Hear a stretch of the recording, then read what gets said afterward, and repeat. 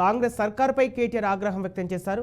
బ్యారేజీ నుంచి 10 లక్షల క్యూసెక్ల నీరు వృధాగా పోతుందన్నారు. సాగునీటికి ఉపయోగించే నీరు వృధాగా పోతున్నా ప్రభుత్వం పట్టించుకోవడం లేదని మండిపడ్డారు. నీటిని వృధా చేయకుండా ప్రభుత్వం చర్యలు తీసుకోవాలని కేటీఆర్ డిమాండ్ చేశారు.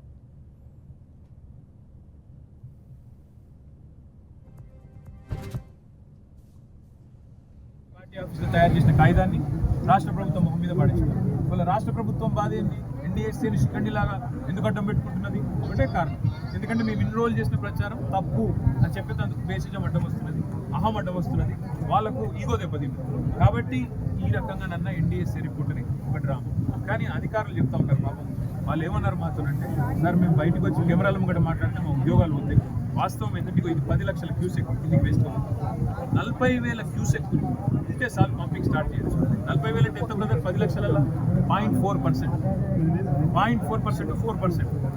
ఆ మాత్రం ఉంటే చాలు. ఇందులో ఈ నీళ్ళల్లో ఇందులో ఒక చిన్న పాయను తీసి పక్కకు జరిపి మన పంపవులకి మళ్ళిస్తే చాలు. మీరు చేయాల్సింది అంతకంటే ఏం లేదు. బ్యారేజ్లతో సంబంధం లేదు, దేనితో సంబంధం లేదు. పంపింగ్ వెంటనే చాలు చేయొచ్చు. రోజుకు 2 టీఎంసీలు నీళ్ళు ఎత్తిపోయొచ్చు. ఎల్లంపల్లి దాకా 3 టీఎంసీలు ఎత్తిపోయొచ్చు, ఆడికెళ్ళి 2 టీఎంసీలు ఎత్తిపోయొచ్చు. అందుకే మేము అంటున్నాం ప్రభుత్వంతో, దయచేసి వేసేదాన్ని పోతుంది.